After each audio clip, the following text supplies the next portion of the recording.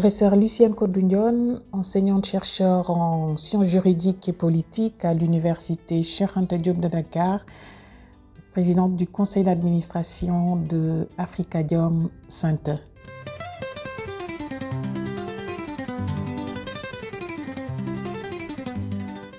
Alors, l'objectif, on n'a pas besoin de dérouler tout en exposé. L'objectif, il est déjà clair. Il s'agit de faire des propositions. Et des propositions qui visent à rendre la CEDEAO beaucoup plus forte, qui visent à rendre la CEDEAO beaucoup plus résiliente face aux mutations de la géopolitique mondiale et régionale, mais surtout qui visent à rendre la CEDEAO beaucoup plus adaptée aux attentes et aux aspirations des États et des peuples. Donc, il s'agira vraiment, pendant ces journées de réflexion et d'échange, de réfléchir sur comment renforcer les mécanismes de surveillance et de mise en œuvre des dispositions pertinentes du protocole sur la gouvernance et la démocratie, par exemple, et aussi des protocoles qui sont relatifs à la protection des droits humains et de l'espace civique, et aussi de lutte contre la corruption et l'impunité.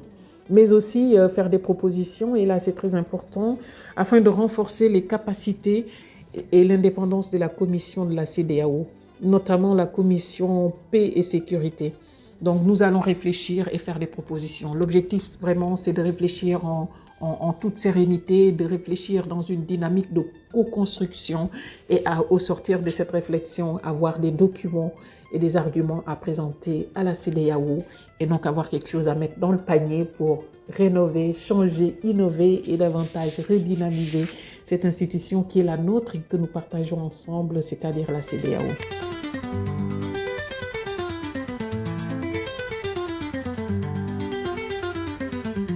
Absolument, absolument. Nous sommes à la croisée des chemins. 50 ans d'existence, ce n'est pas une mince affaire.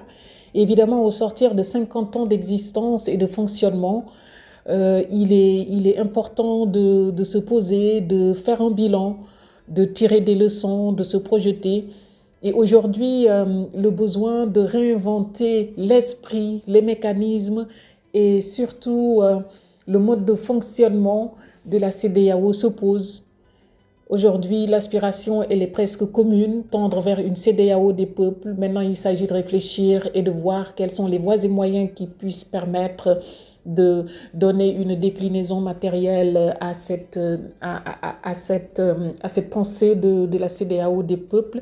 Et cette conférence sera l'occasion aussi de co-construire, comme je l'ai dit tantôt, des idées, des propositions qui pourront éventuellement être mises à contribution pour amorcer ce tournant décisif, ce renouveau, cette redynamisation de la CEDEAO pour la rendre encore beaucoup plus performante, beaucoup plus inclusive, beaucoup plus proche des populations, mais surtout pour davantage accentuer, conforter et consolider l'idée d'intégration, intégration dans toutes ses déclinaisons, au-delà des aspects économiques, au-delà des aspects de circulation des personnes et des biens. Il s'agit d'aujourd'hui de créer une nation dont la CEDEAO. Et ça, nous pouvons y arriver et la conférence, évidemment, se veut un lieu de réflexion et de proposition pour ce tournant décisif et pour ces mutations qui sont souhaitées, voulues et encouragées pour la CEDEAO de demain.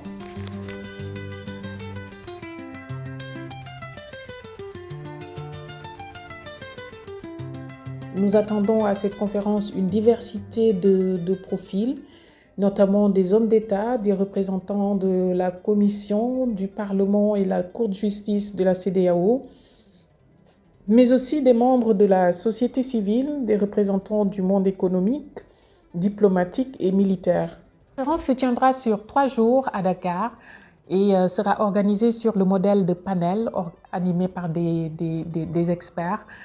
Au sortir de ces 3 jours d'échange, les recommandations seront consignées dans un document de plaidoyer qui sera partagé avec les autorités.